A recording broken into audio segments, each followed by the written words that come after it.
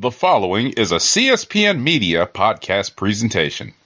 Let me tell you who deserves a shot at the United States heavyweight. Let's hear it. I'm the champion. I ought to know. You know, I've been sizing up guys since I came to the WCW. And I think the one guy that stands out the most, the guy that I think has earned a title shot, El Dandy, I think you're a heck of a wrestler. You're a great technician in the ring, and you're a jam-up guy. I don't see any reason. Wait a minute. El Dandy has been wrestling in the cruiserweight division here. Please. He's a great wrestler. He's a great wrestler, but my goodness sakes, it's 50 pounds. Who are you to doubt El Dandy? Because this guy's a serious professional. Well, let's talk about some serious contenders. How about hypnosis? Let's get thrown. Psychosis? Whatever. He's a great wrestler, you know.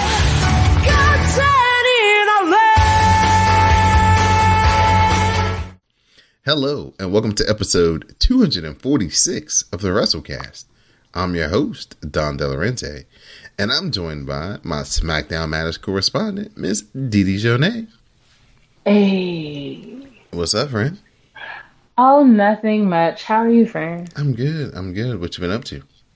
Oh, all sorts of shenanigans. How's the keto going? You still on it? I'm not on keto. Here's what I decided. I would tell the truth about my life. Real people who are on keto, like, they know the macros and they counting shit and all that shit. I ain't doing that shit.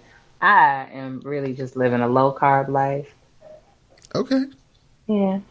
I like to call it fake-ass keto because it sounds more fun, though. Well, as long as you're healthy and the clavicles are still showing, then that's all that matters. Oh, yeah, the clavicles are popping. I'm almost 50 pounds down. I probably would be 50 pounds down, but then I had a couple cookies the other day. So. You gotta have some treats. Listen, it was a ginger molasses cookie. Who was I to say no thank you? I know, right? It was free. I had to have it. Was it the ones out of the old-fashioned bag? No. They were from this place by my job called, like, Captain Cookie and the So-and-So. Okay. And so they, like, make homemade, whatever. But they're soft cookies, and they're big-ass cookies. They're big as shit. So it was like as big as my palm. Oh, yeah. Yeah, you can't turn that down. No, not at all. It's amazing. All right. Well, once again, I'm always glad that you could join us for another episode here on the WrassleCast. Always happy to be here. And we're joined by a first-time guest, Hey. Miss Letitia Chanel. How are you? Hey, I'm good. How are y'all doing? We're doing good. Welcome to the WrassleCast. Thank you. I'm excited to be here. Now, as a first-time guest, we have to get your origin story with professional wrestling. So first off, we have to find out who got you into wrestling. Was it a family member? Did you find it on your own or friends? So we'll start there. Yes, it was my grandmother, Grandma Dot. Listen. Got me into it. I don't mean to interrupt, but John, have you noticed a good 80% of the people who get people into wrestling has been grandmothers? Mm-hmm. That's how I got into it. My grandmama. Really? Yeah, she treated Monday Night Raw like an evening soap opera. Yes. Oh, I love it. I love it. Yes. Come on, grandmamas. Yes. I mean, something was in the water back then. I don't know what it was, but... Who were some of your grandma's favorites that you can remember that she liked growing up? Grandma was in love with Sting. I mean, just all up and down and through in love with Sting. That's the only one I can really remember. I think as a family, we really liked the Bushwhackers for some reason, like keeping it old school. I don't know. Maybe it's the North Carolina in us, but we can relate. But Sting was definitely the man in our house, for sure.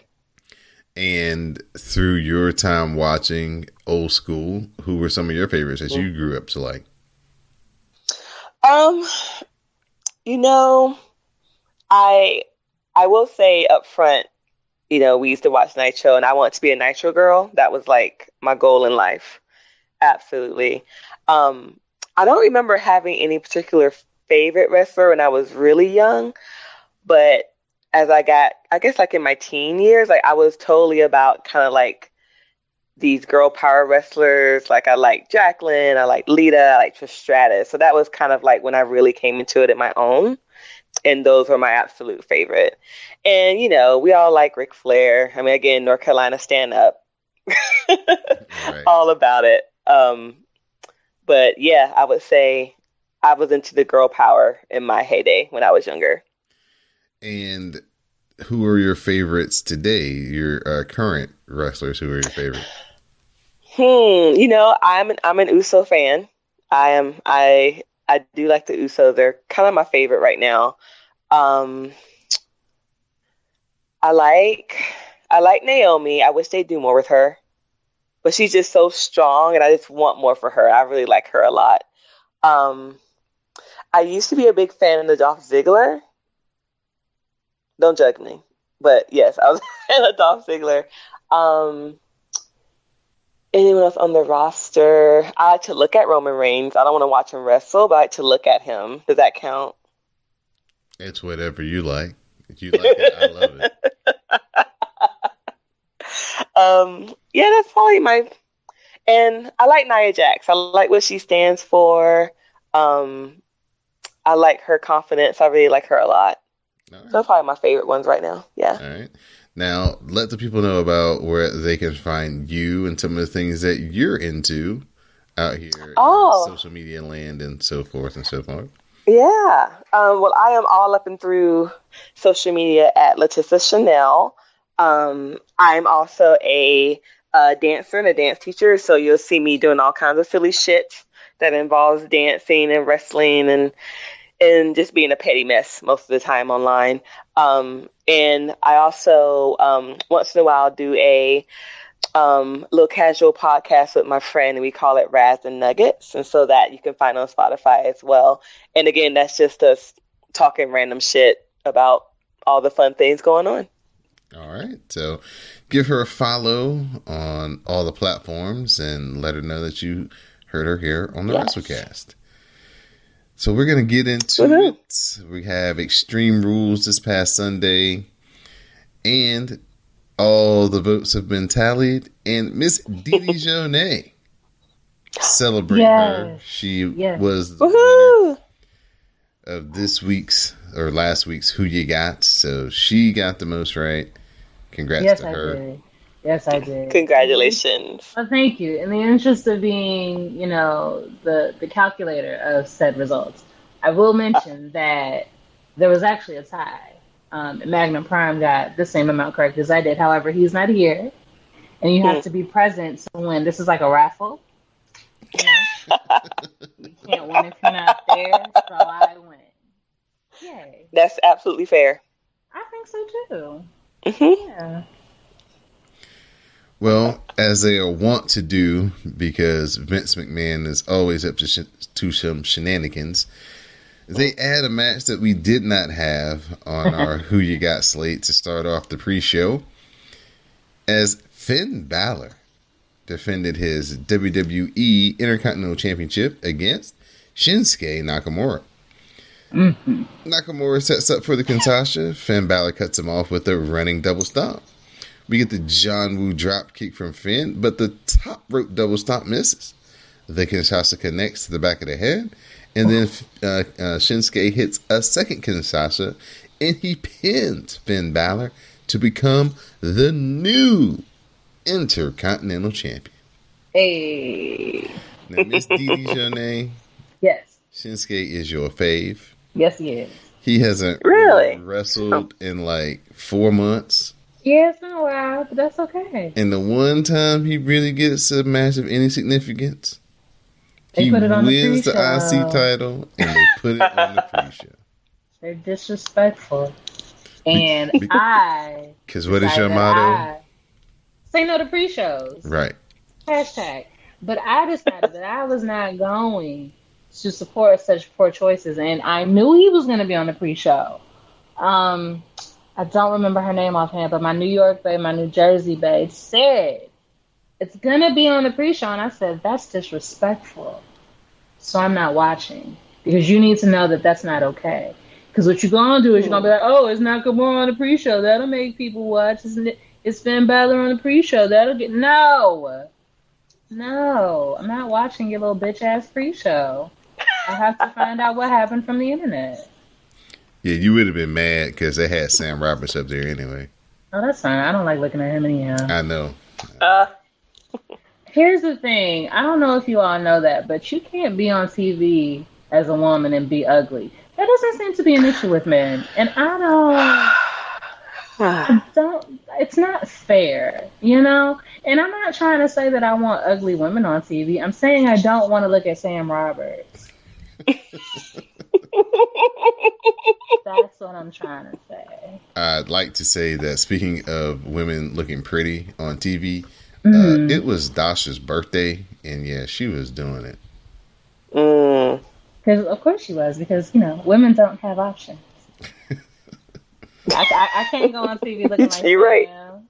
Like I'm just supposed to have my little perm ride, just barely fresh out, hair barely plugged. You can see my scalp through it, looking like I'm not familiar with the dentist, or you know a tailor, or you know a makeup artist. But I'm on TV on the pre-show. Yeah, right. Never would happen. Ridiculous. He's ugly. I'm sorry. I'm so bitter about what he said about Binky. I'm not over it. I don't like him. I want him off my TV screen. I'd love for one day for them to do something where she comes on the set and snatches his ass up. I would live. I would live. I just want her. I want her to like Sparta kick him off the stage. That would be so great for me.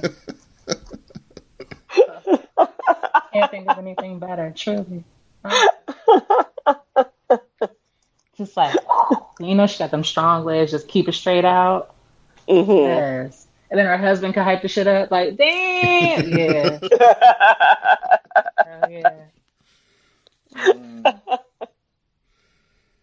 So we had a Cruiserweight Championship match on the pre-show. Drew Gulak defending his title against Tony Nese. They work into counters. Gulak follows with the powerbomb for a 2 count. The Argentine cutter by Drew Gulak connects, and he covers, and he gets the win to retain his Cruiserweight Championship. This was a good match. It was in front of his home crowd, so Drew Gulak won in his hometown. Refreshing. They didn't pull a Sasha and take the title off of him in his first defense in front of his own peoples. Main show time. We get right to it as Shane McMahon and Drew McIntyre take on The Undertaker and Roman Reigns. Now, everybody in the hashtag ExtremeCast had a whole bunch of jokes about why The Undertaker was starting off the night. Yes, because he had to be home in the bed by 9. Yes. This is a no. It was so early. Yeah, it was early. It's a no-holds barred match, but he's like Brock. You know what I'm saying? Brock, when he knows that he's got a match, he'd be like, man, let me get my shit over and done with. And by the time this shit is wrapped up, I'm back on my couch. That is true. No-holds barred match. Elias and Drew, because Elias comes down to the ringside because it's a no-holds barred match. They lay Undertaker on the announce table as Shane follows with the top rope elbow drop through the table onto the Undertaker. They roll Taker into the ring. They set him up for the coast to coast. Shane hits the coast to coast. Reigns gets back in. He takes out Elias, but Drew cuts off Roman. Taker sits up, and then he chokeslams Shane and Elias. Drew looks like he's about to take out the Undertaker with the Claymore, but he gets speared by Roman. And the Undertaker tombstone Shane, and Undertaker and Roman Reigns, they get the win. Now, Miss Dee Shonay, how you feel about the Undertaker and Roman Reigns as a tag team now that the match has played out? And the Undertaker didn't look too bad this time. He's 80, and I don't want to watch him in the ring. Because you know how like you hear like, oh, he was 75 and he took a bump and then he had a heart attack and then he died. That's going to be the Undertaker. Because they keep playing little ball-headed games with him. Because if you don't remember, he like retired like 4 years ago. But they keep he did. Oh, like, oh, you know, he got a new hip now. Oh, you know, now he started like eating greens and shit. So it's okay. It's not okay. He's doing DDT yoga. Yeah, he did the yoga. Got a new lease on life. Like, man, no, just retire. Oh my God. But I will say, if he's gonna do it, a tag match was the smartest way to do it. Yes, I definitely agree. Agree. He does not need to be carrying a whole match, like a singles match by himself anymore. Not at all. Not at all. And the sit up will always be great because everybody's like, yes. Oh, yes. You just come on, core strength. What? You know? So yeah. I mean, the Undertaker is like the slow promo, the entrance. Well, the music, the entrance, walk on the top rope, do the sit up, and a tombstone. If he gets those 6 things in, there's nothing. Yeah, there's nothing more you can ask from the man. You know. Well, the thing of it is I asked for there not to be a match, so we're just we're passing each other like 2 ships in the night. Like, it's great. You did great with what he did, but I didn't want him there. It's just like, you know, but you know, I've established that I am not the majority of the universe, and we are not of one accord. We like to see. Now, mind you, I love to hear the music, but I don't need to see him. They can just hit the gong like every other month. I'd be happy with that. Oh, just for no reason, just gong and black out. Gong black out, be like, what the fuck? And then the lights come back on, like, oh. What happened? Oh, like a glitch in the system, like on the Matrix and shit. Yeah, like never forget any moment, but not this moment because he's tired. Miss Letitia, are you a big fan of Drew McIntyre? Do you like what he's doing or what they're doing with him? You know, I remember like when Drew first came out before that whole 3-man band nonsense, and I remember being like, you know, this is a large guy with long hair. They're going to do great things with him because that's the MO of WWE. But I do feel like he could be doing more. Like, he could be winning more. I don't know what they're trying to do with him. I don't know. Like, I almost feel like him having the storyline with Shane is actually holding him back. And I don't know if it's going to help him get over more in the long run. I just want to see more from him. Yep, that's fair. That's fair. I don't know. I feel like he could be a good contender. Like, he lost at WrestleMania, right? Didn't he lose at WrestleMania? Yep, he lost to Roman. Right, and so I feel like he's been kind of taking L's ever since then.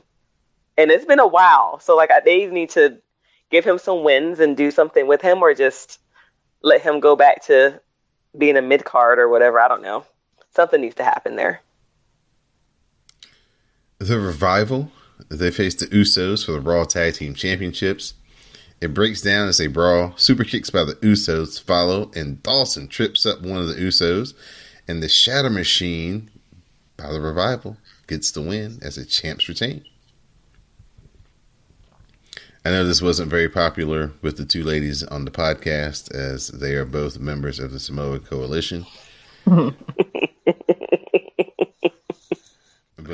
I was not a fan of that, but you know, not at all.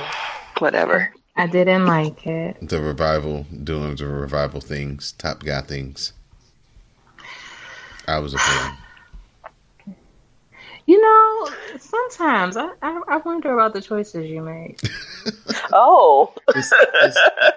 It's strictly based on in-ring. It has nothing to do with the culture. If it was just strictly on the culture, yeah, Usos all day. But I just love the Revival. I pick them more times than most. They're kind of like my Alexa Bliss of the tag team divisions. They're my just default. Oh, okay. I heard that judgment in that. Yes, I did. Oh, I'm sorry. I'm not. I'm new to this. I'm sorry. No. That's what we like. Yeah. Yes. I'm trying to be nice on my first day. Girl, why? Don't. Jump right in. We're an honest sort up in here. And what most people would consider the match of the night, Alistair Black took on Cesaro. Alistair Black applies a knee bar, and Cesaro fights for the ropes and then transitions into the sharpshooter. Cesaro transitions the sharpshooter into the crossface, but Alistair Black attacks his knee and he escapes. Black hits a knee strike and both men are down. They trade strikes. Black follows with uppercuts and Cesaro fires back and teaches the Gotch neutralizer, but Alistair Black attacks the knee again and he hits the Black Mass for the win. This was just shit. It was I liked that match. It was a good match. Yeah, just like I thought it would be if they got time. They got like 10 minutes, and they did it. They went straight for it, no messing around. Alistair Black could be the champion if they keep him out of that damn closet. The closet does nothing for him. But everything else, yeah, that's the champion right there, man. That entrance. Yeah, I like him a lot. Mm-hmm. I like him a lot. I did not know him much pre getting called up to Raw. Like I knew of him, but I had never really seen a match. And I've always been impressed with him since I've seen him. And seeing him with Cesaro, like they were a good, like agile to agile, like strength to strength. They were a good matchup. I liked it a lot. Definitely good chemistry. Looking forward to what Alistair Black's going to have in the future. R-Truth, he's looking for Hornswoggle in his 24/7 championship. Alexa Bliss gives Nikki a t-shirt as the Street Profits make a random appearance. They want to know where Bliss's after party is going to be, and then they laugh at the notion of co-champions for Nikki and Alexa. My man Andre Dawkins, I don't know why I want to call him Andre Dawkins. My man Angelo Dawkins, he be having them bedroom eyes for Nikki Cross. Oh, she's married. You can still look. I mean, Ew. Just an eyeball. Just look across. Katrina, no? Okay. No. Ew. Ew. Now it's time for our SmackDown Women's Championship handicap match as Bayley defended the title against Alexa Bliss and Nikki Cross. Nikki hits the tornado DDT and covers for a 2 count. Bliss tags in and heads up top, and a twisted Bliss eats knees. Nikki flies into a knee strike. Bayley heads up top and hits the elbow drop, and Bayley retains the SmackDown Women's Championship. Yes, she does.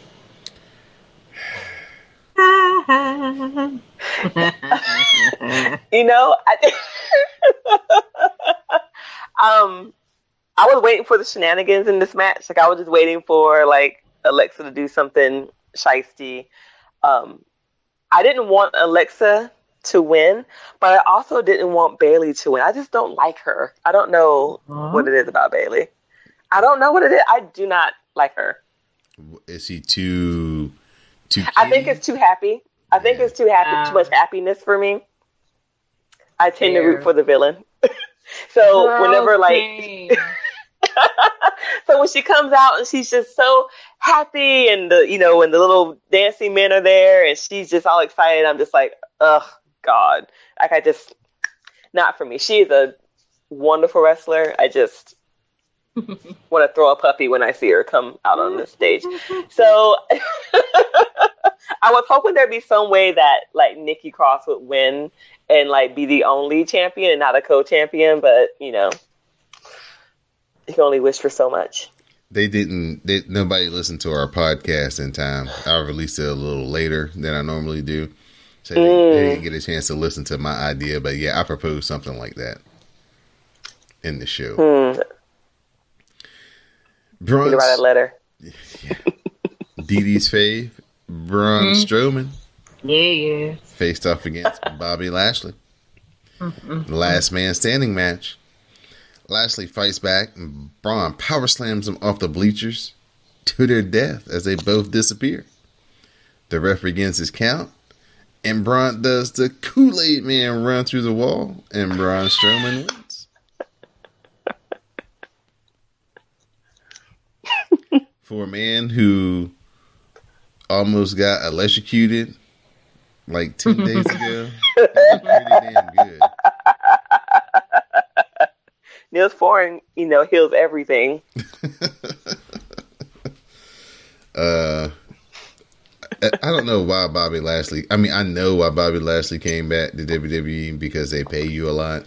Mm-hmm. And he actually did have a good thing going, but unfortunately, him and Leo Rush couldn't get along enough to where it could like elevate him to be a main event player. But man, he ain't got nothing going on. And the whole thing is Bobby Lashley versus Brock. It's right there. Why can't they put that match into the mix? Because there's nobody to talk for him. Yeah. Yes. It's not fair if you're going to give Brock Paul Heyman and you're going to give Bobby nobody. That's not nice. That's racism, so they can't do that. That's the reason why Leo Rush and Bobby Lashley, they got to make up, man. They got to figure, I'm ridiculous. it out. Why y'all just let me be on this podcast saying any other thing? I enjoy it. It's great. It's called entertainment. That's why you're on here saying any old thing. Rowan and Daniel Bryan, they defended their tag team championships against Big E and Xavier Woods and Heavy Machinery in a triple threat match. Daniel Bryan hits the flying headbutt and the label lock. Big E fights, but Bryan ties up the other arm and he adds in a leg, Zack Sabre Jr. style, until Big E finally escapes. Daniel Bryan follows with kicks, but Big E takes them, he fires up, and Bryan slaps him. So Big E is pissed, and he kills Daniel Bryan with a lariat. The straps are down. He catches Daniel Bryan's backflip attempt, and that's when Xavier Woods comes off with the Midnight Hour, and the New Day are your new SmackDown Tag Team Champions. WWE Tag Team Champions. Okay, very interesting fact. Kofi, and now Big E and Xavier Woods, all three got their titles by beating Daniel Bryan. Wow. Oh, I didn't think about that. He's down for the round. Okay. He's down for it. Clearly. Yeah. He's an ally. All right. I like it. Paul Heyman. I actually forgot he had that belt, to be honest. I forgot all about that tag team until the match started. So, yay. Paul Heyman, he interrupts the New Day celebration and introduces himself to the live crowd. He says that he is Philly. He is the concept of extreme, and he won't leave until he's part of history.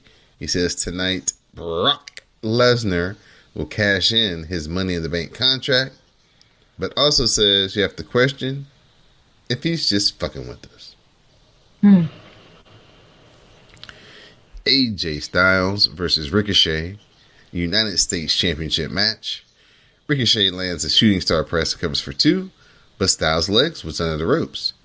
Ricochet goes back up top and he leaps down and he takes out Anderson, and then he heads back up top and Gallows crotches him as Anderson distracts the ref. AJ Styles grabs Ricochet and he hits a reverse avalanche style splash off the ropes, and AJ Styles is your new United States champion. Ooh, you whore. Somebody called him Trailer Park Cena, and I was like, ooh, the accuracy. That is amazing. It's so correct. Like, my God. Wow. I want to start using that. This was a good match. Unfortunately, I thought that it would be a better story if Ricochet won this match. But yeah. Oh well. We'll see how they play it going forward with Ricochet hopefully getting a rematch at SummerSlam, or what type of stipulation match they get. And another match that they just added on without us knowing until the last minute. Kevin Owens faced off against Dolph Ziggler. The bell rings, Kevin Owens hits a stunner, and he wins. After the match, Kevin Owens gets on the mic, he runs down Shane, tells him to kiss his ass, and he can go to hell. So, Stone Cold Kevin Owens strikes again. WWE Championship title match time as Kofi Kingston defends against Samoa Joe. Joe gets Kofi into the STF and Kofi makes the ropes. Kofi then hits the SOS for a 2 count. Kofi looks for the Trouble in Paradise, but Joe gets the Coquina Clutch. Then he hits him with the Uranagi and the Senton for a 2 count. Joe looks for the Coquina Clutch again, but he lays in jabs instead. Then out of nowhere, Kofi hits the Trouble in Paradise, and Kofi Kingston retains the WWE Championship. Now, I don't know if y'all were like me, but when he got the 3 count, my first inclination was, get the hell out of the ring. Don't be in there celebrating and let Samoa Joe get up, choke you out, and then here come Brock. Go. Get out of the ring. Celebrate in the back. It's like, man, you're going to stand out there. Same thought. Pandering to the crowd and get yoked up, and then you're going to make everybody pissed off tonight. Ooh. Because that's one thing we did not need. Heck no. Whew. Could have been a heck of a story, though. I'll actually talk about that in a second. Becky Lynch and Seth Rollins versus Lacey Evans and Baron Corbin. Now, this is about to be a mouthful. This is a WWE Universal and Raw Women's Championship Winners Take All Extreme Rules match. Corbin hits the end of days on Becky Lynch. Rollins gets pissed and beats on Corbin with the kendo stick and chair shots. We get a blackout, and that's when Lacey Evans says, oh, I'm done. We get another blackout, and we get a third blackout, and Seth Rollins pins Baron Corbin. So Seth Rollins and Becky Lynch, they retain their titles. They win the match. And then that's when the Beast, Brock Lesnar, arrives. He takes Seth Rollins to Suplex City. Brock then tells Paul, hand in the briefcase. Paul hands in the briefcase. He hits an F5, and we have a new WWE Universal Champion in 13 seconds, and he is the Beast, Brock Lesnar. I think I can speak for everybody here. At least it wasn't Kofi. Okay. Right. All right. I agree. Whew. Now, that would have been a hell of a story, right? Like, let's say it was Kofi, and then we'd be mad for like this whole month, but he gets a rematch, and then he end up beating Brock to get the title back. Oh, man. Then he would be like the greatest WWE champion in the history of champions. He would have the solidified championship run that he's like looking for, that he says in his promos. That would put him there. But they listen to me, and they're going to do what I wanted them to do. So this is going to work out either way, though. But we'll get to that in SmackDown. So, Miss Dee Jonette, how'd you feel about the Extreme Rules pay-per-view? Did you enjoy it? Was it thumbs up, thumbs down, thumbs in the middle? Did I enjoy it? No. I don't enjoy much nowadays. So. Sobriety sucks. No. No, I was sad because it ended with Brock Lesnar, and I hate him. But other than that, I greatly enjoyed Kofi's people winning the title back. That was amazing. So yeah, I'd give it like a 6 out of 10. Okay. Yeah. Miss Letitia Chanel, your thoughts on Extreme Rules? I thought it was a solid show. There were some surprising, interesting moments, like when Becky Lynch took that, hit from Baron Corbin. I was like, holy shit. So there were some moments I really enjoyed, and, I didn't feel like it was lagging the entire show. So I'll bump it up to like a 7. I'll bump it up to a 7. Okay. I enjoyed it.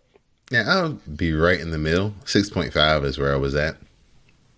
I thought that the crowd kind of killed it in some instances, because it seemed like they were only there for like the legends or the violence, but they were totally on their hand during the Ricochet and AJ Styles match, and that was a damn good match. So I think the crowd kind of brought some spots down, but I thought, all in all, it was a pretty good show. The WrassleCast is being brought to you by the CSPN. You can find the CSPN on the web at cspn.us. You can also subscribe to the WrassleCast through iTunes, Google Play, SoundCloud, Stitcher Radio, Spotify, and YouTube. So now it's time for Monday Night Raw. Brock and Paul Heyman, they start the show. Paul Heyman gloats about Brock's win and gives us a big I told you show. He does the Mr. Perfect and Ric Flair and Bobby Heenan after Ric Flair won the Royal Rumble to win the WWE Championship. He's like, we're not the type of guys that say we told you so, but we told you so. He told us last week, he told us last night, and Brock cashed in and won the title. He told everyone in WWE that Rollins wouldn't be defending at SummerSlam, but no one listened. He has all of the stroke around here, and he's determined to see who will face Brock. He says Brock isn't easy to negotiate with and fights who he wants to fight. And tonight, there's going to be an all-star battle royal to see who gets conquered by Brock at SummerSlam. The competitors are Baron Corbin, Braun Strowman, Randy Orton, Rey Mysterio, Cesaro, Big E, Roman Reigns, Lashley, Sami Zayn, and Seth Rollins. Heyman then mocks Rollins for losing last night and says you risk your manhood when you face Brock. If anyone has the chance to face Brock, you'll lose everything because in this universe, you're all Brock's bitches. He called Seth Rollins a gelding. Because Seth Rollins claims that he's the workhorse of the WWE. Oh, that's like a deep insult. Yeah. Right. Yeah. First match, Ricochet and the Usos versus Robert Roode and the Revival. Damn, they got Bobby Roode off the side of a milk carton. It's a 2 out of 3 falls match. Jay hits a super kick, Ricochet hits the code breaker, and he pins Dawson to win the first fall in like 30 seconds. Second fall starts, Jimmy tags in and runs wild. The Samoan drop follows. We get a blind tag by the Revival, and Dawson hits the flapjack for the pin. So Bobby Roode and the Revival win the second fall. Ricochet and Bobby Roode tag in. Ricochet runs wild. He takes out Dawson, and Jay follows with the tope. Ricochet then cradles Bobby Roode. He hits the recoil, and he follows that up with the 630, and they get the win. So Ricochet and the Usos are victorious. Remember when Bobby Roode was like the hottest thing in all of wrestling 2 years ago? He had the best entrance. He was actually putting on some pretty good matches in NXT. And it was like, man, he needs to come up on the main roster. He's going to kill it. And then they made him a good guy. And it's been downhill ever since. The Glorious don't even pop like it used to. No. It's just a shame. Just a shame. The club arrives. Ricochet and the Usos, they run wild. They clear the ring, but AJ Styles and the Good Brothers, they isolate Ricochet, and they hit the Magic Killer and leave him land. Ricochet got to get him some friends. I mean, his man Alistair Black left him. The Usos, they couldn't help him here. They didn't do much to help him here. They gotta recruit some people. The Viking Raiders, they faced Jimmy and Johnny Boots and Tights. The Viking Raiders won with Thor's hammer. We get highlights of the Extreme Rules match between the Undertaker, and Roman Reigns versus Drew McIntyre and Shane McMahon. Early in the day, various stars made fun of Drew McIntyre. Drew is upset with Cedric for last week. Drew said he will dismember and humble Cedric tonight, and Cedric says the joke will be on Drew. So we get the match, Drew McIntyre versus Cedric Alexander. I almost called him Cedric the Entertainer. The back handspring elbow by Cedric is cut off. Drew follows with strikes. Cedric Alexander counters the inverted Alabama Slam into a cradle, and Cedric Alexander gets the win. Now, what was so hard about doing that shit last week when he was in the mask and all that shit? It's like, I don't know. It's like you make Drew McIntyre look foolish losing to a cruiserweight when last week Shane McMahon could have lost to the cruiserweight that nobody knew was a cruiserweight, and you would have accomplished probably more than you did by having him beat Drew McIntyre. But, oh well. Finn Balor comments on losing the Intercontinental title last night, and tonight he will go through Samoa Joe to get the title back. Joe disputes this plan and says he will hand Balor another loss. Roman Reigns says that this is his week, from winning the ESPY to the premiere of Hobbs and Shaw, so it's only right that he caps it off by winning the Battle Royal tonight. Finn Balor versus Samoa Joe. They lock up, they're working to the ropes, and Joe grounds the action. Finn Balor battles back, he rounds things, Joe then cradles him for the win. Joe then beats up Finn post-match, but Finn fights back and hits a John Woo dropkick and the top rope double stomp. That's when the lights go out. And when they come back on, Bray Wyatt as the Fiend has Finn Balor in the middle of the ring, set up, and he lays him out with the Sister Abigail. So, how did the visual of the Bray Wyatt in this mask strike y'all?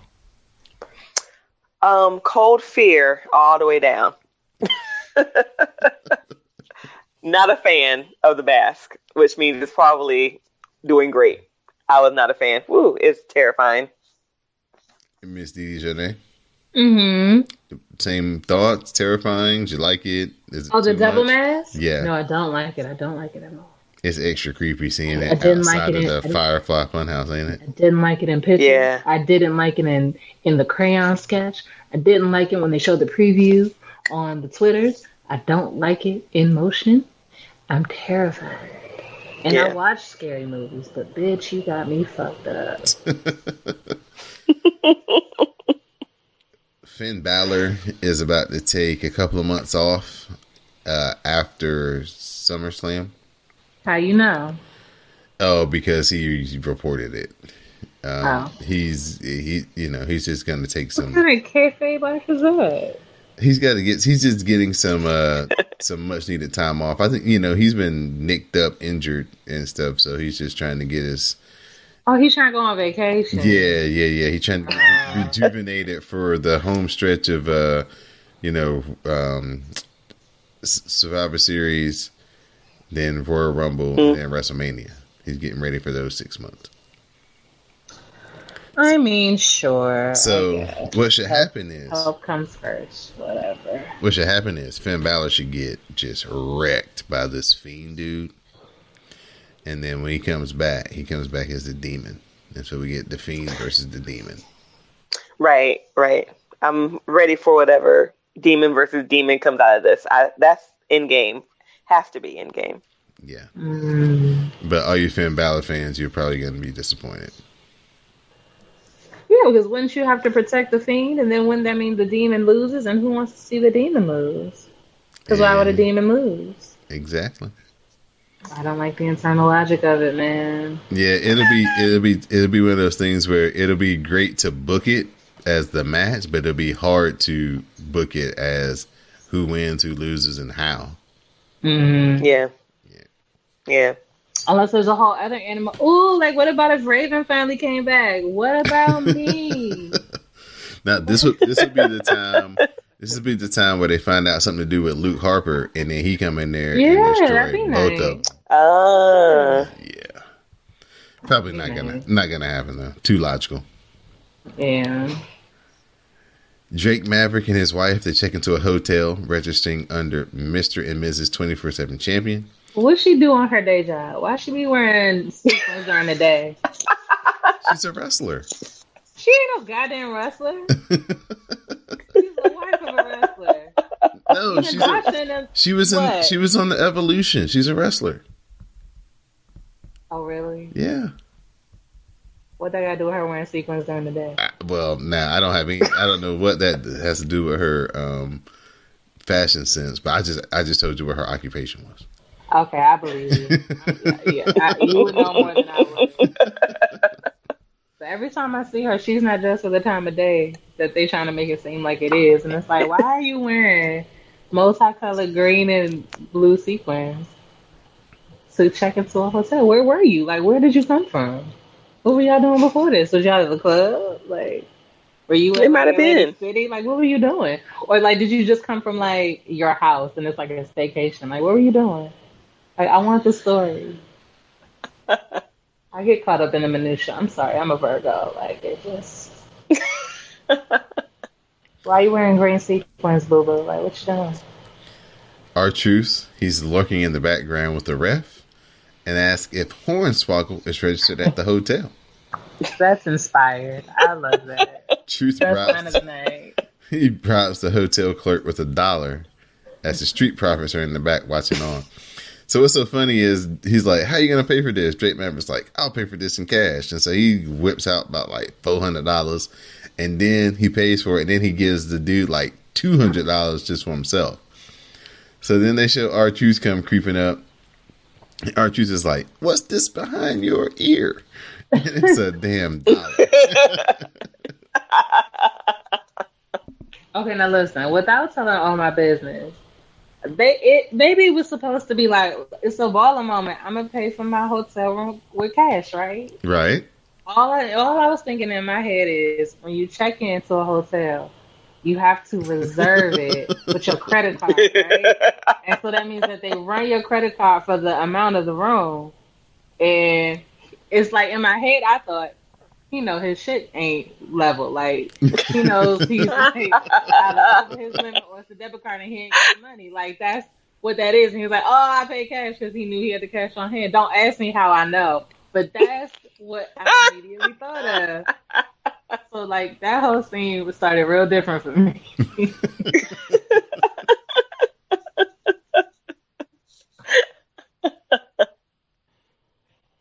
You're applying too much logic to TV.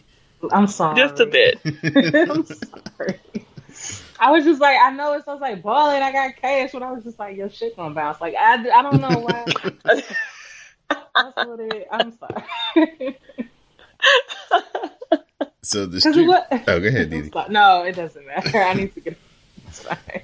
So the Street Profits, they're making fun of Drake Maverick for not consummating his marriage yet. They then hype the women's number 1 contenders match and the number 1 contenders battle royal. Angelo Dawkins says he wants Big E to win, while Montez Ford picks Seth Rollins. Your thoughts, Miss Letitia, on the Street Profits? I know you haven't seen them, maybe not seen them wrestle before, but how you feeling about their energy? So I'm gonna say, so when they, I forget what night they got called up and they debuted, I thought it was T.I. making fun.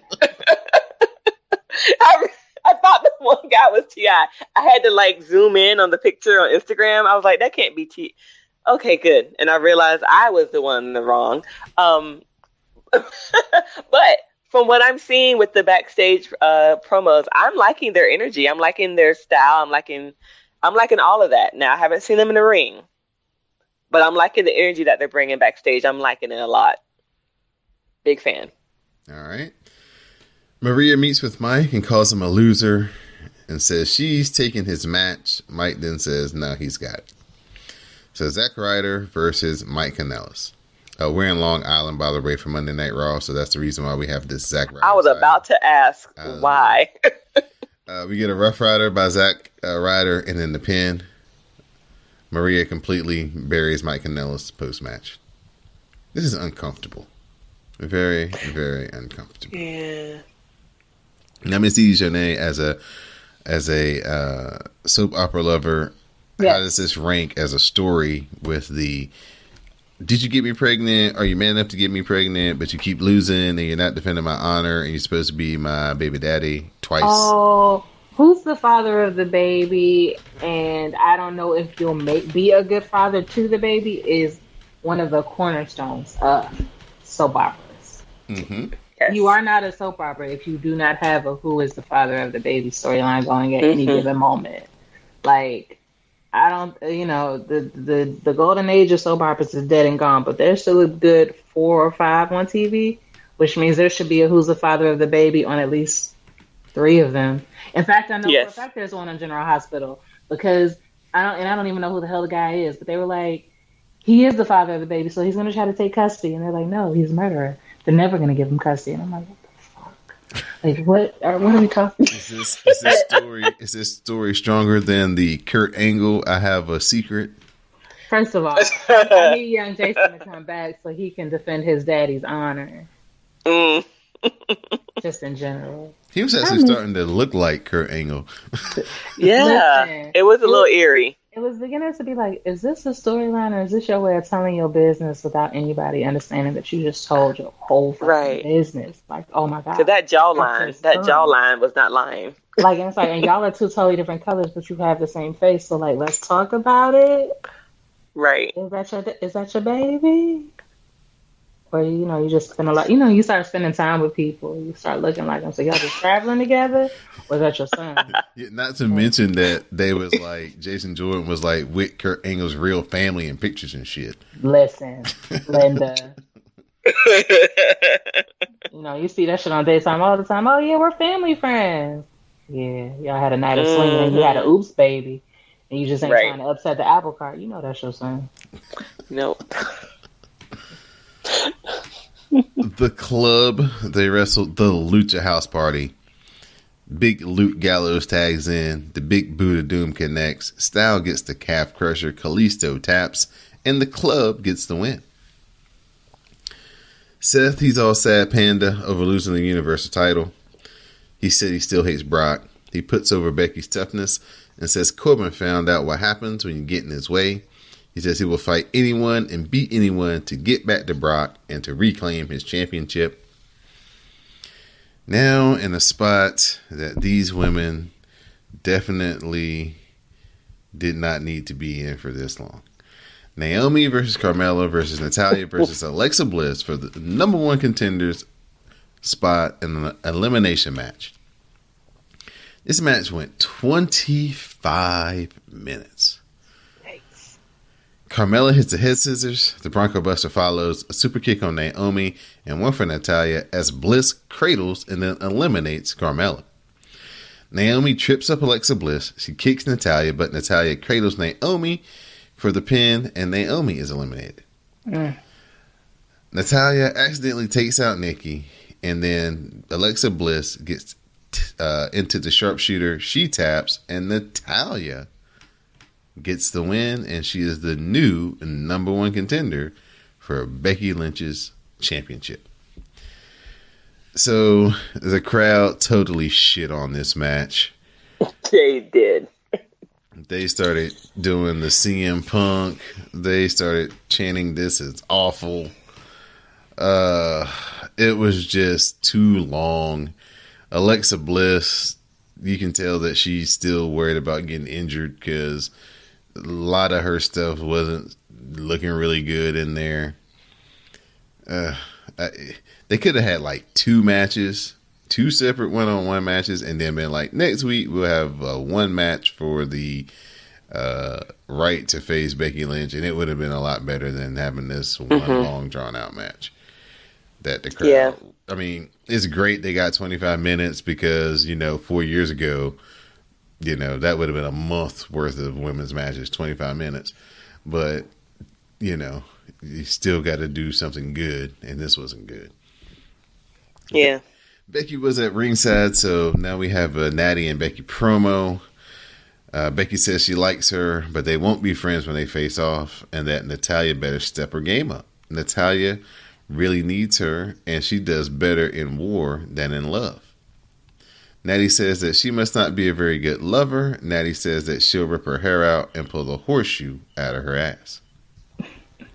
I know the one person I thought about when this match was over was What Sleep Though, Miss V, because she's always been talking about how Natalya needs a shot. Natalya is the best. She never gets a chance to be in the title mix, even though, she trains most of the girls and most of the girls look up to her. So it's awesome that she's going to get a big stage in Toronto to go for Canada. Yep. Yeah. For the women's championship. Yes. Randy Orton cuts a promo on the Battle Royal, and he says he has unfinished business with Brock. It's time for Miz TV. Dolph Ziggler is the guest. He says Miz will do his best to make people care about him. Ziggler says that he has problems and asks about the rumors about the Miz. He mocks the Miz for being a company yes man. Ziggler says he's not jealous, but says Miz is just happy to be here and not about proving people wrong. He mocks The Miz for not being on last night's pay-per-view, so Miz mocks him for losing to Owens in 13 seconds. Ziggler says Miz is a walking gimmick now. Ziggler says Miz is everything he hated and everything wrong with the business. He mocks Maurice and The Miz attacks, and Ziggler runs to the outside. Drake Maverick is about to consummate his marriage, and he prepares the bed for action. After the commercial break, Drake strips down to just his championship when the room service comes up. But it's the ref. Truth appears. He sneaks out from underneath the room service cart. He tries to roll up Drake Maverick. He kicks out. Then he does a flying cross body to Drake Maverick onto the bed. Pins him, wins the title back. Jake chases after him naked as his wife screams in the bedroom. And then on Twitter, they did a follow-up video of Drake Maverick just in his underwear with those R-Truth posters, just putting the flyers on people's cars at like the hotel. Oh, no. I will admit, I cackled after R-Truth got the pin. I cackled. I thought it was a pretty funny spot. Yeah, to see somebody do a crossbody to somebody not in a wrestling ring, it was totally hilarious. Yes. Main event time, the Superstar All-Star Battle Royal. Baron Corbin, Braun Strowman, Randy Orton, Rey Mysterio, Cesaro, Big E, Roman Reigns, Bobby Lashley, Sami Zayn, and Seth Rollins. Cesaro attacks Big E, but Lashley eliminates Cesaro. Braun Strowman eliminates Lashley. Sami tosses Big E over the top to a big old chorus of boos. Sami gets hit with the 619, and then Sami gets tossed. Baron Corbin tosses out Rey Mysterio. Seth Rollins tosses out Baron Corbin. Roman Reigns grabs Braun, and Rollins dumps both Roman Reigns and Braun Strowman out. We get a DDT by Orton. He talks shit to Brock, who was on the outside watching the match. He poses. He sets up for an RKO. Seth Rollins cuts him off. He hits the blackout, and Seth Rollins dumps Randy Orton over the top to win the Battle Royal, and he is the number one contender for the Universal title. Seth cut a promo talking about, he's coming for Brock at SummerSlam. He's going to get his title back and, the usual. And that was how your Monday Night Raw ended. And look at the power now of Big E! Incredible with a big ending. Big E delivering it to Strowman. RKO! Orton believes that's all he'll need to take out the beast. If now Sami Zayn eliminating Big E. I would warn Sami, but let's be honest, this is going to be kind of fun. He's up on that celebration, Sami. The Viper strikes with an RKO. And now Rey Mysterio has Sami in position for a 619. All the way across the town. See ya. The herd beginning to thin. And now Roman Reigns turns. Oh, and an RKO to Reigns. And now Randy Orton poised. Looking to strike. The Viper's coiled. Oh, so is Rollins. Stop! By Seth. It can send hoist Randy over the top rope. It's the last step. Can Seth do it? He does! Rollins is going to SummerSlam! Rollins has a chance at redemption! Here is your winner, Seth Rollins! Ladies and gentlemen, your winner of the Battle Royal, the new #1 contender, and the man who now gets to go to SummerSlam to be beaten, victimized, and conquered, Seth freaking Rollins. Paul, for once in your life, shut the hell up! I told you, I am a man possessed. I would fight anyone until I got to fight you and beat you. And I promise you SummerSlam will look a lot like WrestleMania. When I stomp your head into this mat, stand over you as the reigning, defending, undisputed WWE Universal Heavyweight Champion. Seth Rollins makes the vow tonight. Middle of the road Monday Night Raw. Not too good. Yeah. Not too bad. Night after a pay-per-view. The Bray Wyatt thing, shocking. Yes. Yes, very. I was not prepared for him to debut yet at all. And which is so interesting because I remember thinking like, when is he gonna debut? But like, I forgot. Bro, but they had the other week. I was just thinking to myself, like, where the hell's the Firefly Funhouse been? Like, it's just kind of like once they announced Eric Bischoff and Paul Heyman were taking over, all them shits just stopped. Yeah, because they don't even show the puppets in the background anymore, do they? Nope. Like, have them lurking around? Yeah. Nope. So, this was the first official Paul Heyman full influence, quote unquote, edition of Monday Night Raw. It was, like I said, middle of the road, some ups, some downs, but we'll see as it goes forward what he can bring and how much control he ultimately gets over the segments and the direction.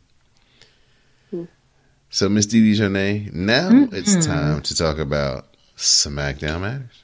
It does. Shane has security ready to deal with Kevin. He confronts him backstage. Shane reminds Kevin that he is the boss. It will not allow Owens in the building and gives him the night off. I wish my boss would do the same for me. Anyway. He gives his introduction and says that Kevin has the night off and is banned from the building. He's doing this in the middle of the ring. He says he will hear out the roster tonight at a town hall for the wrestlers, because Kevin has said everybody hates you essentially. So he is basically saying now is the time to air your grievances. Call this Festivus. Roman starts off first. He says Shane doesn't get it because no one respects Shane. He then tells him to kiss his black ass, or maybe he didn't say black. I don't know. Whatever. Then he says Shane says that wasn't respectful and says he's going to fine Roman for said disrespect. Charlotte is next and says she can't believe what Reigns said and thanks Shane. She's sick of Owens. She's sick that Owens took advantage of him. And Liv calls her fake. If you notice, there are two microphones on the stage. If you notice, there's like a heel microphone and a face microphone. Maybe it's a coincidence. Nothing's a coincidence. We go on. Liv calls her fake and asks her if anything is real about her, which is like, not so much. Charlotte questions if she works here, which rude. And Shane so gets rude. him off. Before that, she also is like, "Oh, so what? A blue tongue is real, girl." So good regular real people fights. That's something a real person would say. Oh, is a blue tongue real, bitch? Mind your life. Anyway, so Shane asked Buddy Murphy to speak since Buddy Murphy is somebody that Kevin also name dropped. Buddy says he can fight his own battles, don't need Owens, and so Shane is like, "Oh, I like him." He also says he will slap the taste out of his mouth, some shit like that. Just talking mad shit, as you do when you finally get the mic on a big stage. Apollo's on the face mic. He says that everyone agrees with Kevin, but Zelina Vega interrupts and says he's kissing ass. She tells him to prove it against Andrade tonight. And if you'll notice, Andrade is like right up in his girlfriend Charlotte. But we don't talk about that because that's not kayfabe. Yeah. Did you see the post that they posted on a Sunday? No, what did he say? Well, it was just like Tranquilo, and it's just a picture of them in like the hot tub. Oh, you better act up. It's okay. A hot boy summer, huh? Clearly. Listen, get your life. I'm not mad. Elias arrives and gets cut off by Big E, who calls him a jackass. Hey, don't fight face. Kofi says he doesn't like Owens, but admits he has good points. Points were made. Kofi says the people need opportunities, but Shane cuts his mic. So Shane's like, yeah, that went great, and he ends the meeting. Cesaro arrives and says he's there to challenge, because Cesaro's not on SmackDown. He's a wild card, So he says he's there to challenge Alistair Black to a rematch. Shane is like, sure. Kevin Owens arrives out of nowhere. They botch a stunner, but then they do another stunner. And Kevin stands tall as he mockingly dances over Shane's corpse with his little shuffle step. How you botched the damn most important part? What's wrong with you? Ain't all you gotta do is turn around and bend over. Like, how you botch it? And it wasn't like one of those like, oh, you know what I'm saying, they just got their feet tangled up. It was clearly Shane's fault. Yeah. Yes, it was. Yeah. Yes, it was. And it's like, you out here jumping from top ropes on a goddamn coast to coast, and you can't just get stunned? You can't. Nope. Like, I thought it was simple. Am I missing the mechanics of it? Like, whatever. I am disappointed in you, Shane. Shameless, however you say your first name. Up next is Alistair Black versus Cesaro. Our Swiss Superman hits uppercuts and a big boot for a 2 count. Then the crossface follows, but Alistair escapes. Cesaro gets posted. There's a knee strike and a black mass, and Alistair Black gets the win. Beautiful match, from what I saw.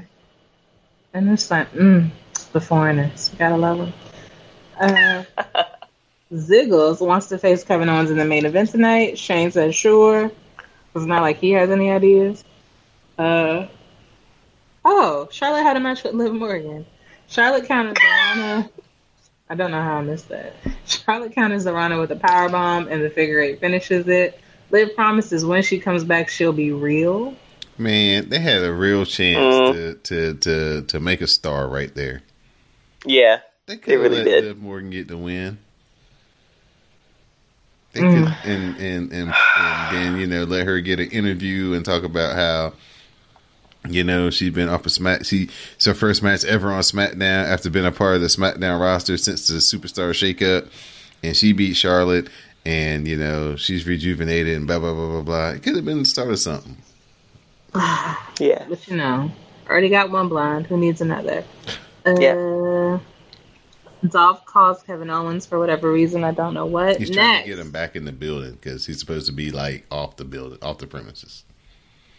So Dolph is like, let me get his number and supposedly called him on the phone and told him to come back. To get him to come back. They're not friends. Why would he come back just because he said so?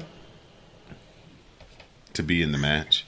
Oh, I'm sorry, logic. Anyway. Okay, Ember Moon versus Mandy Rose and Sonya Deville. The goal being Ember needs to find a partner. Giggle, giggle. Bitch ain't got no friends. So who is going to work with Ember? Oh, it's Bayley. Boom! You better get it. The girls are shook, rightfully so. Now let's give props to 2 people that you pointed out. I'm going to give this to you. Yes. Bayley and Liv Morgan. They always there for the black girls. Yes, they are. And yes, they are on the Twitters and in the backups when needed here in the wrestling. So big shout out to Bayley and Liv Morgan. Friends of the Negro Coalition, actual allies in action and in deed. Yes. Mandy grounds the action, but Bayley battles back and tags in Ember. Ember hits a dropkick, knee strikes, and an enziguri. The clothesline connects. There's a Bayley to belly on Sonya, and the Eclipse on Mandy Rose finishes it. It was beautiful. Bayley is getting the in-ring after-match interview. And she says she wants to elevate the division and says that she wants to face Ember Moon next. We're cutting out a lot of the, anticipatory, and I think, and I know, and blah, blah, blah, blah, blah, and all that really dramatical shit. But yeah, it ends up with Moon saying, hell yeah, or some shit like that. some I'm the token black friendship, she said. I don't remember. Next, Nakamura, my favorite person, is backstage and says that he's free to rain down chaos on SmackDown. Ali appears and congratulates him, basically hinting at a future match at some point. I just want them to bring Nakamura's music back to the original. Like, I'm gonna sing along anyway. You can't stop me, so let's just cut the shenanigans. Yeah? Yeah. It's just so good. It is good. It's damn good. And it's like, he's not, I don't want you cheering along. I don't care what you want. I'm gonna hit the O's. Oh, try it again.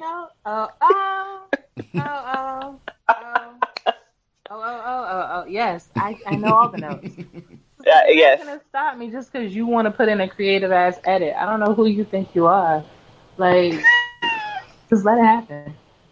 But anyway, the New Day arrive and they're happy, per usual. Kofi starts us off and says, "Your boys are here." Wood says you can call Kofi Simon Phoenix because he's a demolition man. Ooh, the young ones won't know what the fuck that means. No clue what it means. It's like over your head. Like, ugh, poor babies. But I know what it meant. I did too. Kofi praises the new tag team champions and they dance. They found the gold at the end of the rainbow. You see it. Big E mocks Daniel Bryan's upcoming announcement and accepts the rematch for the tag titles. Daniel Bryan and Eric Rowan arrive, and then they leave. Then they come back, and then they leave. Now they're back, and Bryan drops the mic, and they leave. I don't get it. I didn't need it. Okay, so here's what happens. The best interviews are always the WWE.com interviews after any particular show. Sure. So after the pay-per-view, they interview Daniel Bryan, and he goes like psycho in the locker room, like, I can't believe we lost. He's like, I got to do something drastic. And so he was supposed to have some type of statement that he teased in that promo that was supposed to be on SmackDown. And that's the reason why he came out with the mic like he was going to say something, but never did. Oh, sure. Anyway, Samoa Joseph arrives and says he's in the mood for a championship opportunity. I don't think that's how that works. He wants a rematch with Kofi tonight. Elias arrives and says Joseph had his chance and claims he's ready for a WWE title match. First of all, I love Elias dearly.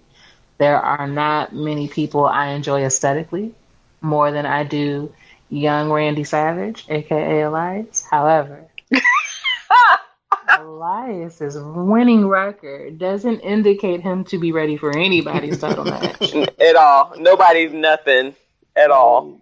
Like, you can feel it in your Shondo, but the stats don't lie, baby. Like, is it a guitar match? Because maybe, but like one-on-one. Third place. I love Elias. You heard me. I know. Do you really? I love Elias. All he wants to do is play his guitar. And wear his kimonos and his man bun. Y'all got him out here really trying to act like he want to wrestle. He don't want to wrestle. Yeah, they really are. They really are throwing some salt in his game because, like, he's wrestling far more than he usually does. And don't nobody want that. Not even That's him. true. Like, I know. Trust me. I know what the last one. He doesn't want it. I didn't even know he had a theme song until I think when he came out. I was like, oh, he has an actual song when he comes out. All I knew was didn't even know strings. I didn't know there was anything after that. And there were like notes after it. Oh, no, it's interesting. I don't want that. This is wrong with the WWE. They keep giving you shit that nobody asked for. I don't want that. Just like I don't want Brock Lesnar. I don't want Elias's whole fucking theme song. What's wrong with you people? Focus. Anyway, Randy Orton arrives. And then he says he wants a shot. Elias says that they can take on the New Day tonight. New Day accepts, and Orton is like, fuck y'all. The fuck? Which, I don't really see it for Randy Orton, but that energy, like, that's not what I came up for. No. I'm no fucking 3-on-3 match for nobody's title. Get out of my fucking face. It's fair. Kofi mocks him and says he's going a little limp. Oh. Penis joke. It's just like, where have I heard that before? It was me even then. Okay, so yeah.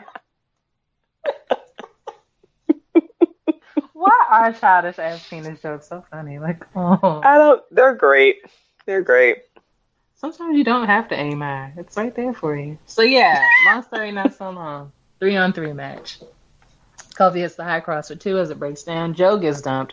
Woods follows with a tope con hello. Joe fights back and Joe slams Woods on the floor as Elias takes out Big E. There's a Trouble in Paradise on Elias because of course there is. But then there's an RKO on Kofi and that's that. So Team Heel wins. Carmella's backstage looking. Whoa. Don't blow past this. What? They're setting it up. What? Kofi versus Randy Orton at SummerSlam. Yeah. Oh man. I know. Definitely could have hopped past that. That's I know, but this is what I wanted. This is the match that's going to solidify Kofi as a great WWE champion because he's going to get revenge for Randy Orton all those years ago. Trying to play him and not giving him the title shot. Now, if they do this right, this could be such a good build. They got all that backstory. Somebody needs to be making a video right now, playing up on all that backstory. The promos could be good. I mean, this could. I don't know about the match, but everything leading up to the match could be fire if they do this the right way. Well, good luck, Chuck. Carmella searches for truth backstage, and he is hiding in a washing machine. He gets stuck, and Carmella frees him, and then proposes he wear a costume to hide at Comic-Con. Truth says not to call him a con because he did his thing. Why is he like my favorite person on earth right now? Like, he is doing so great with this. I love it. I mean, yeah, it's like I don't know if it's him or the writers or it's the collaboration, but his mind and it like I can easily see him saying, "I did my time. Don't call me no damn con." Like he has timing. He has comedic timing. Yes, he does. And he's like true to his character. He knows his character. He is his. Give that man all the awards. Anyway, he is selling it. He did what he had to do. Yes, the Double Iconics are facing the Kabuki. I hate this name. It just it's like, it's terrible. It's not racist, but it's the closest thing you can get to being racist. It's right? like it's a yes. Yeah. It's like around the corner. Exactly. It's not. It's a stereotype. Yeah, it's like I know you don't mean no harm, but really, Kabuki warriors. Might as well call them fucking Kabuki brushes. What the fuck? Like no. Right. Like what's her name? Don't even keep a mask. The Asuka does, but the other one doesn't. She a fucking pirate. That's right. She is a pirate. She a goddamn pirate. Why can't they be the Kabuki pirates if we're gonna do all that? Like, schisms. Anyway, Champs cut off Asuka. They cover her for Sue. Asuka kicks the shit out of them. Kay powders. Does that mean she leaves? Because she's a scared ass bitch. Yeah, I thought that's what it meant. Yeah. And the champions, make a decision, make a choice to take the count out, lose the match, but retain the title. Now, we love some good heel tactics, and that my girl Peyton Royce, thinking on her feet, was like, "No, Billy, don't get back in," because the count was at like 8 or 7. She was like, "No, Billy, don't get back in." Yeah. And my thing is, if you can't win, you can't win. Keep your title by any means necessary. Yeah. That's what you're supposed to do. You're not supposed to just lose your title. You're supposed to do what you got to do to keep right. So I'm not mad. No, I'm not mad. There's going to be some bullshit, but I'm not mad about it. I don't want them winning it on a random ass SmackDown. Like, they deserve to win it on a pay-per-view because Asuka's that girl. The fuck? Yeah, she needs a good win. Give my baby her time. Like, still hate that they broke up her and Naomi just to bring up Kari Sane. And it's like, Kari could have stayed down. Kari could have stayed down. Her and Naomi could have been bad bitcheries together. Mm-hmm. But then again, they kind of did give up on the tag team division as a whole, which is its own set of problems that I shan't go into because it's getting late. Next, Andrade versus Apollo Crews. Andrade and the double knees in the corner connect. Gets a 1, but Crews counters into a cradle. Shucks Zelina, Andrade, and Charlotte more than likely, and gets the win. Boom. Yes. So, for your final match of the night, it's Kevin Owens versus Dolph of the Ziggles. Shane, Drew, and various mid-carders arrive. This allows for a distraction. What a blessing. Take a shot.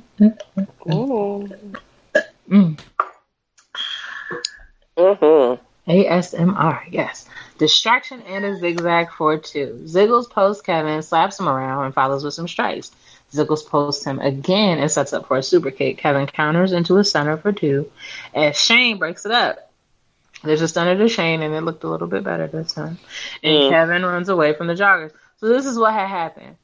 Shane broke it up by pulling Kevin's leg to break up the count. So when he pulled Kevin out of the ring, Kevin just immediately stunned him and then booked his ass up the ramp, which is what the fuck you're supposed to do. So that's why the jobbers chased him. So then, after all the jobbers run away, Shane promises to make Owens pay for this. And that is how your SmackDown ended for the night.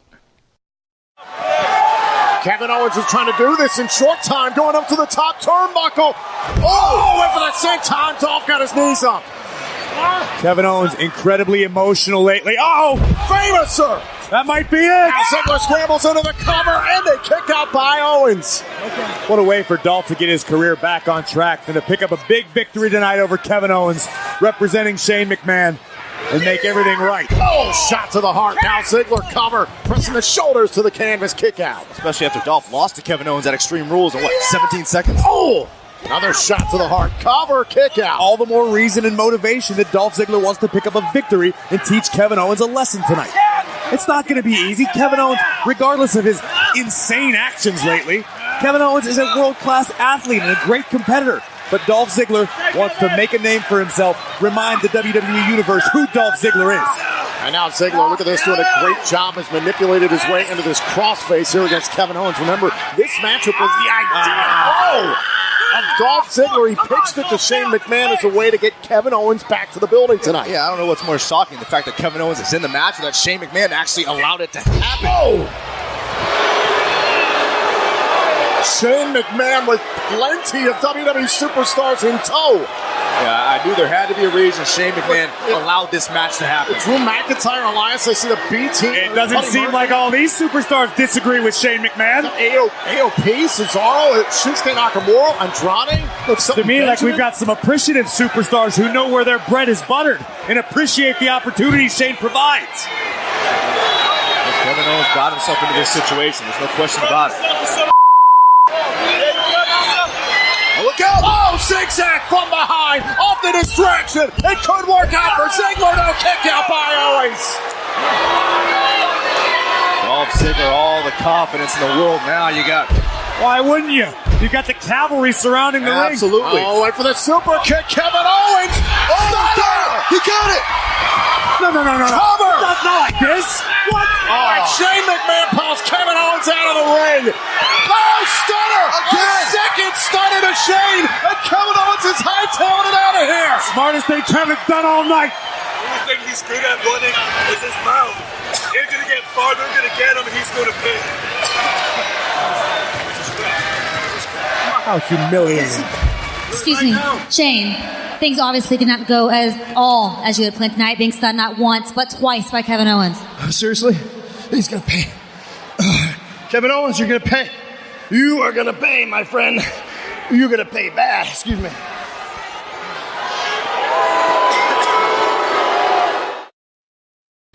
I enjoyed SmackDown. I thought it was great. Of course you did. That's what we do. The New Day celebrating, that was a highlight. Mm-hmm. Them setting up Kofi and Randy Orton. Yep, they've been listening. They've been listening to the podcast. They heard me. And I'm always here for heel tactic supreme, and the Iconics. They definitely pull one. I love those two. Yeah, you do. They're not doing shit for the tag team belts. You're right. No, they're not. But not at all. But just them two as what they represent and who they are, I love them. It was mostly on the strength of Peyton Royce, but Billy Kay in the last few months is actually starting to grow on me. Well, that's good. Nobody wants to be the unwanted one in a duo. Oh, and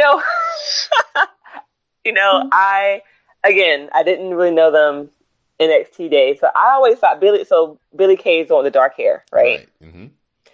I find her a lot funnier than the other girl. I don't know why. Maybe it's Peyton's just I don't a know. pretty one.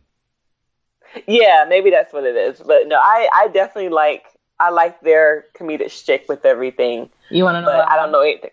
Oh, yes. I'll tell you why. Because Billy's the one who's bigger.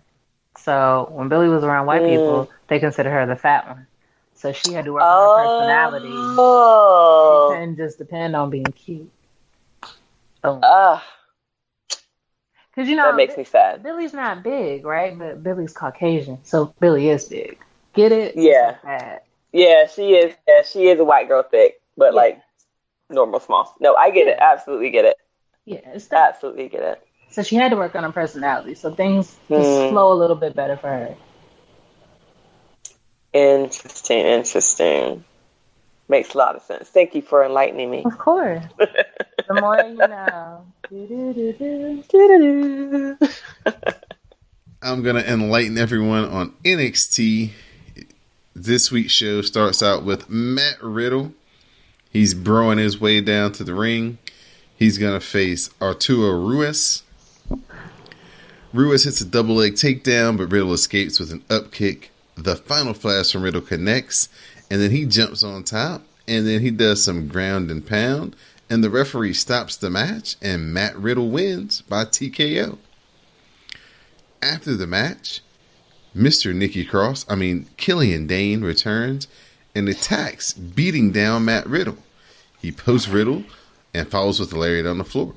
Killian Dane hits a senton on the floor and then hits a senton on Matt Riddle, and they go through the stage.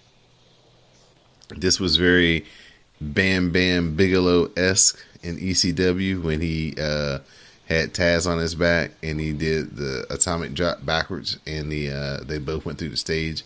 Well, Riddle was laying on the stage, and then Killian Dane runs and does a senton, and they go through the stage.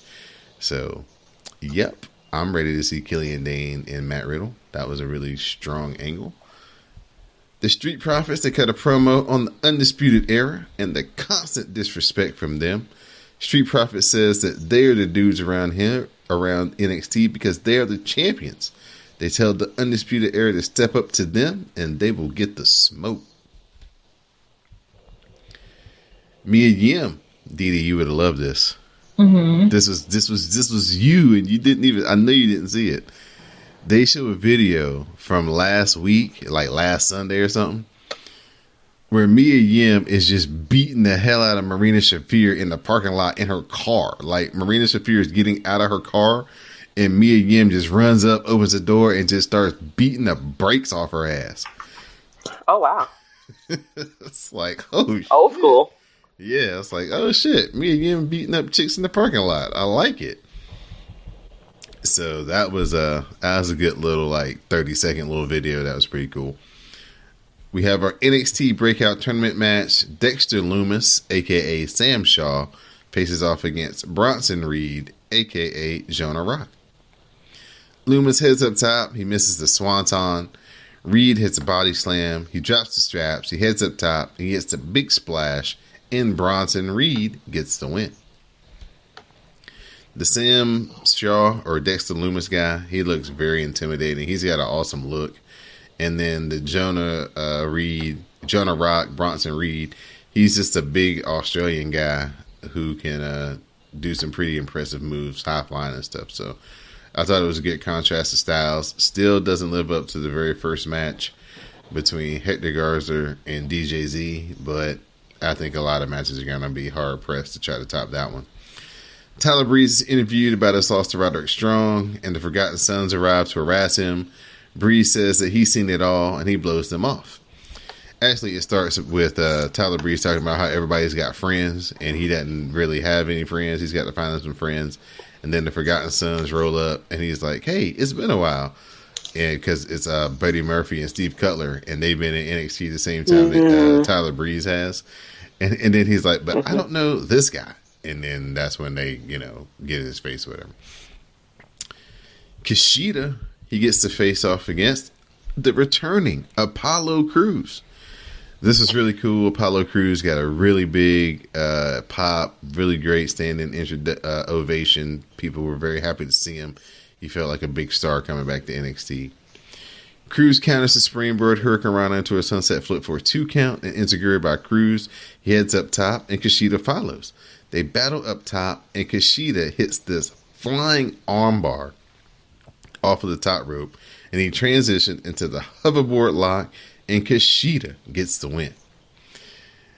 The move into the flying armbar was fantastic. It looked like Apollo Crews was going for like a Spanish fly or maybe like a superplex, and then all of a sudden Kushida like grabs his arm, does some type of like spin off the ropes, and they come off, and he's like in the armbar. That was very impressive. Nice. Kathy Kelly spoke with Keith Lee about his tenure in NXT. Keith Lee thinks about progress after a year. He's had a lot of stops and starts, and now he wants an opportunity. He says guys have been given chances that he hasn't, like in the breakout tournament, which he isn't a part of. Keith Lee talks about Damian Priest being the name everyone is talking about, and maybe he needs to change the narrative next week when they face off. Main event time. Adam Cole, baby, is going to defend his NXT championship. Cole arrives and he says he's been on his championship tour, showing all of you morons what a real champion is, what true power is, and his boys have taken care of business, and it's an undisputed power switch happening in NXT. He says he will be a fighting champion, and he will defend his title tonight against this guy. So they showed the video of Johnny Gargano meeting with the AIW Wrestling School students, and Twan Tucker holding the NXT title. Cole calls out Twan Tucker for a match. Twan arrives, and Cole says that he's all alone tonight, and Twan shouldn't worry. Twan says that's too bad, because he didn't come alone, and Johnny Gargano arrives. Gargano and Adam Cole brawl. Gargano super kicks him, and Cole powders, and Gargano follows and chases him into the crowd. Cole battles back and runs away, but Gargano chases him and continues to attack. Gargano beats him up and down the aisleways. The referees arrive to try to break it up. Gargano then dives off the stage and continues his attack. He beats Cole back into the ring. He super kicks him again, and he locks on the Gargano escape as Adam Cole taps. Johnny Gargano finally releases the hold. Adam Cole leaves the ring, and Johnny Gargano is standing tall to end this week's NXT. Really strong angle at the end, setting up, I guess, the third match between Adam Cole and Johnny Gargano. I don't know what type of stipulation they're going to have for this particular match, but it should be fire, whatever they decide to do. Adam Cole has been taking a lot of shots at Johnny Gargano for the past month, mocking the kids at his wrestling school, showing up at Johnny Gargano's family's pizza shop and leaving his picture on the Johnny Gargano Wall of Fame. So, shade. Yeah, so this was a beat down that he's had coming for a few weeks, and they finally paid it off. So nice. Pretty good episode of NXT. I suggest everybody take a chance, watch it. It was real fun. Before I turn it over to the ladies for their shout outs and thank yous, this is the G1 season, so currently we are in the middle of the G1. It's just really getting revved up. We just finished night 5. Me and Anwar Starwin have a podcast out, a brand new Cast of Strong Style for nights 2 through 4. But what I want to draw everybody's attention to is the match between Kota Ibushi and Will Ospreay that took place during night 5. It's 5-star classic, folks. Search the What We're Watching hashtag or search the Cast of Strong Style hashtag and you'll find the link to that match. Please, everybody, go watch it. You will not be disappointed. These two guys are amazing and they put on a hell of an effort. So definitely check that out. Check out the G1. And if you are checking it out, be sure to live tweet by using the hashtag Cast of Strong Style. So at this point, we're going to turn it over to our guest, Miss Letitia Chanel, for her shout outs and thank yous. I want to give a shout out to 919, stay hydrated in this heat. Don't go crazy. Anyone else want to shout out? I want to shout out my wrestling homegirls here in my tribe, Chanel and Angela and May. These girls, we watch wrestling together all the time. We've even gone on a couple road trips to see some live shows. So that's my tribe. I want to give them a shout out. And shout out to my grandma for keeping it real back in 83. Thank you, Letitia, for joining us on the WrassleCast. It's been a lot of fun having you be I had a blast on this episode this evening. Miss Didi Jonay, shout outs and thank yous. Shout out to you. Shout out to our wonderful guests. Oh, thanks, Phil. Of course. Shout out to my loud ass neighbors because something is popping off and I wish I. I hear it. Yeah, but I can't hear what it is. Listen, I was standing at the door the other day with the open to see if I could wait. No, I'm sorry. Listen, my nosiness. I'm sorry. It got the best of me. Shout out to my little badass neighbor. Shout out to my coworker. She's in another grad program, and she had to interview me for her homework. And so we ended up talking for a few minutes about wrestling and all of that. So that was kind of funny to be interviewed about it. So yeah, shout out to Jade and Tati. Congrats on the new job, boo boo. And Jade, congrats on the new hair. We love the neon colors. And yeah, that's it. I'd like to give a shout out to Miss Letitia for joining us again. Miss Didi Jonay. Hey. Give a shout out to Sam and Greg. Give a shout out to Classic. Give a shout out to everybody who shows up for Cast of Strong Style, WrassleCast, SmackDown Matters, NXT Cast, and all the other hashtags that we put up throughout the year. Thank you for your support. Please, please, please subscribe to the Patreon page. Patreon.com/CSPN Media. Check out the Dark Match. If you're looking for AEW coverage, it's on the Dark Match. Can't fit everything into the main show. So go over there to the Dark Match and you'll find a review for Fight for the Fallen, their event that they had this past week. Unfortunately, I have not seen the Evolve show yet, but I did hear that Matt Riddle versus Drew Gulak was fantastic. And so I will be checking that out at some point in the next week or so, probably this weekend. And I'll get back to you next week on the Evolve show. So in that case, for my SmackDown Matters correspondent, Miss Didi Jonay, and our special guest, Miss Letitia Chanel, I'm Don Delarente. This has been episode 246 of the WrassleCast. Please stay tuned for the parting promo.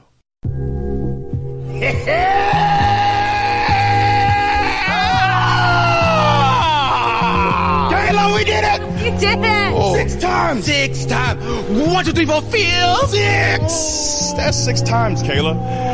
Kayla. 6? It's so good. It's so beautiful. It's so good. Yeah, you want to ask something, but no, you guys have been trying to get this 6th time for a while. Right. The 6th time what? The 6th time what? WWE World Tag Team. Yeah, it's beautiful. It's beautiful. Kayla, we have never forgotten the roots. We have never forgotten being booed out of the building. Booed out the building. They hated us.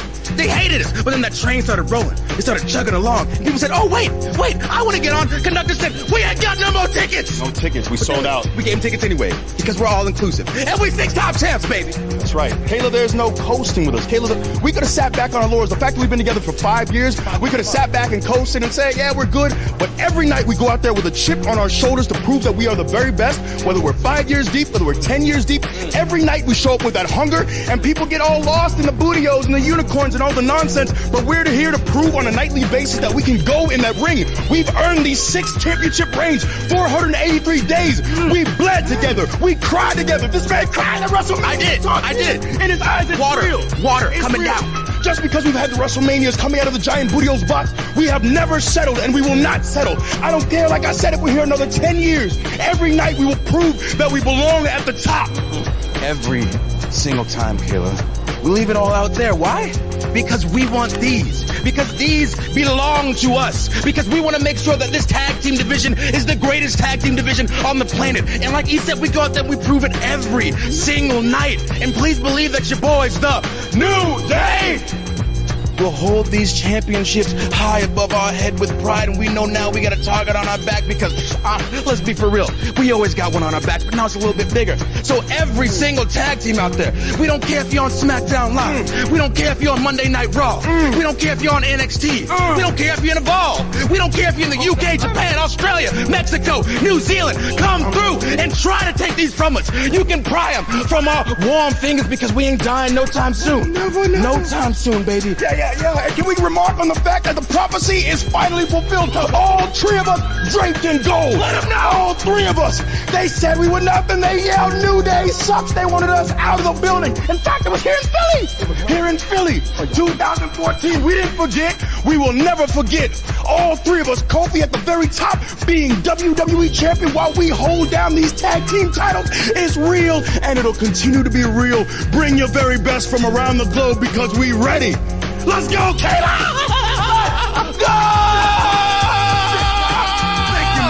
Thank you, ma'am. Congratulations. Subscribe to my YouTube channel, up, down, almost at 2 million. Yeah. Book me on Cameo for shout-outs. Don't cut that out, though.